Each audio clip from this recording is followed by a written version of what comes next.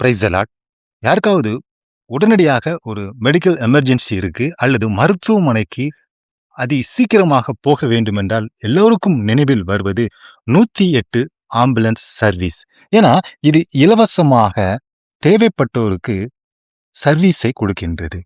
கிறிஸ்தவத்துல இதை பார்த்தீங்கன்னா இந்த 108 ஆம்புலன்ஸ் சர்வீஸிற்கும் மத்தேயு 10ஆம் அதிகாரம் 8ஆம் வசனத்திற்கும் தொடர்பு இருப்பதை போன்ற ஒரு உபதேசங்கள் பரப்பப்பட்டு வருகின்றன. இது உண்மையா? இதற்கு அவங்க ஆதாரமாக எதை சொல்றாங்கன்னா, இலவசமாக பெற்றீர்கள், இலவசமாக கொடுங்கள். இதை அவங்க எதுக்கு சொல்றாங்க தெரியுமா? மத்தேயு 10:8 ஒரு பகுதி என்ன சொல்லியிருப்பாரு ஆண்டவர்? இலவசமாக பெற்றீர்கள், இலவசமாக கொடுங்கள். இதை வைத்துக்கொண்டு சில 108 ஆம்புலன்ஸ் சர்வீஸே மத்தேயு 10ஆம் அதிகாரம் 8ஆம் வசனத்தின் அடிப்படையில் உருவாக்கப்பட்டது என்று சொல்கிறார்கள். இதற்கு அவர்கள் சொல்லக்கூடிய காரணம் என்னவென்றால், இந்த ஆம்புலன்ஸ் சேவையை துவக்கி வைத்த ஒரு மாநிலத்தின் முன்னாள் முதல்வர் ஒரு கிறிஸ்தவர். இது சரியா? 108 ஆம்புலன்ஸ் சர்வீஸிற்கும் மத்தேயு 10ஆம் அதிகாரம் 8ஆம் வசனத்திற்கும் ஏதாவது வேதத்தின் அடிப்படையில் தொடர்பு உள்ளதா? இதை குறித்து தான் நாம் இன்று காணப்போகிறோம். 108 ஆம்புலன்ஸ் சர்வீஸை துவக்கின நிறுவனத்தின் பெயர் emergency management and research institute. August 15ஆம் தேதி 2005ஆம் வருடம் ஹைதராபாத்ல இந்த சேவையை துவக்கினார்கள். இது இலவச சேவை. அந்த நிகழ்ச்சியின் போது அந்த மாநிலத்தின் முன்னாள் முதல்வரும் மற்றும் முன்னாள் மத்திய சுகாதார அமைச்சரும் பங்கு பெற்றார். இதை வைத்துக்கொண்டு, ஏன்னா அந்த மாநிலத்தின் முன்னாள் முதல்வர் ஒரு கிறிஸ்தவர், அவர் கிறிஸ்தவர் என்கிற ஒரு காரணத்தினால் இப்போ என்ன சொல்றாங்க, அந்த சேவையை இலவசமாக 108 என்கிற பெயரை இட்டதற்கு காரணமே மத்தேயு 10ஆம் அதிகாரம் அதில் உள்ள 8ஆம் வசனமும் என்று. ஆனா நம்ம வேதத்தை சற்று ஆழமாக தியானிக்கும் பொழுது வேதம் அந்த மாதிரி சொல்லவில்லை. இன்னொரு விஷயத்தை நம்ம மறந்துவிடக் கூடாது. பிற மதத்தினருக்கும் 108 என்பது மிகவும் புனிதமான எண். மத்தேயு 10ஆம் அதிகாரத்திற்கு முன்னாடி ஆண்டவராக இயேசு கிறிஸ்து மத்தேயு 8ஆம் மற்றும் 9ஆம் அதிகாரத்திலே மலை பிரசங்கத்திற்கு பின்பு அவர் மிகப்பெரிய அதிசயங்களும் அடையாளங்களையும் அற்புதங்களையும் இந்த உலகத்திலே ஏற்படுத்தினார். குஷ்டரோகியை சுகமாக்குவார், திமிர்காதக்காரனை எழுப்புவார், 100க்கு அதிபதி வேலைக்காரனை எழுப்புவார், பேதுருடைய மாமிக்கு ஜூரம், பிசாசு அகப்பட்டவங்க விடுதலை. தேவனுடைய ராஜ்யம் இப்போதே வந்திருக்கு இந்த உலகத்துங்கிறத காண்பிப்பார். அப்படி காமிச்சு கொண்டிருக்கும்போது 10ஆம் அதிகாரத்துல என்ன பண்ணுவார்? அவருடைய ஊழியத்தின் எல்லையை விரிவாக்குவார். அப்படி விரிவாக்கும் பொழுது தன்னுடைய 12 சீஷரும் அழைத்து அவருக்கு அதிகாரம் கொடுத்து என்ன பண்ணாரு? காணாமல் போன ஆடுகளாகிய இஸ்ரவேல் வீட்டாருக்கு நீங்கள் போங்கள். போய் என்ன பண்ணணும்?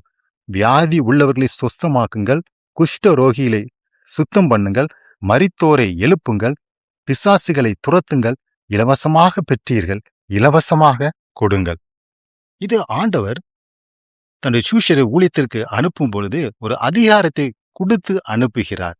ஏன்னா இலவசமாக பெற்றீர்கள், இலவசமாக கொடுங்க. அந்த காலத்துல ரபிமார்கள் ஒவ்வொரு விஷயம் பண்ணா காசு கொடுத்தான் பண்ண முடியும். ஒரு போதனை பெற்றுக்கொள்ள காணிக்கை இல்லாம எதுவுமே நடக்காது.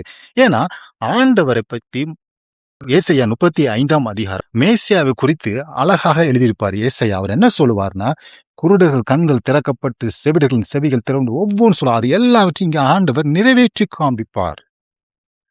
அப்படி நிறைவேற்றி காண்பிக்கும் பொழுது அதற்கு பாத்திரமாக உபயோகப்படுத்துகிற நபர்கள் தான் யாருன்னா பாத்தீங்கன்னா அவருடைய சீஷர்களை.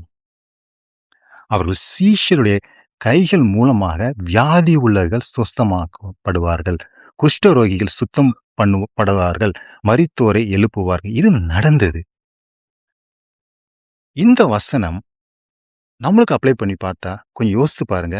நம்ம ஆண்டவர் நம்மளை சுகமாக்க சொல்லியிருக்கிறாரா? நம்மளை பிசாசை துரத்த சொல்லியிருக்கிறாரா? நம்மளை குஷ்டரோகிகளை சுத்தம் பண்ண சொல்லியிருக்கிறாரா? அல்லது ஆம்புலன்ஸை அனுப்ப சொல்லியிருக்கிறாரா?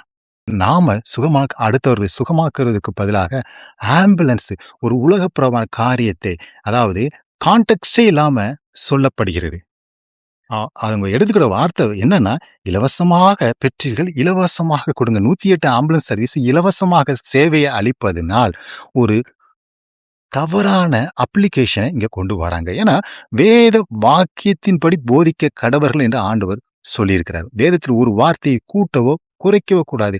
ஆண்டவர் நம்மளை சுகமாக்குகின்ற அதிகாரத்தை நம்ம கையில குடுத்திருக்கும் போது, நாம அத ஆம்புலன்ஸ் சர்வீஸுக்கு ஒரு அப்ளிகேஷனா நம்ம கொண்டு போயிட்டுருக்கோம். நம்ம எந்த நிலையில் இருக்கிறோம் என்பதை பாருங்கள்.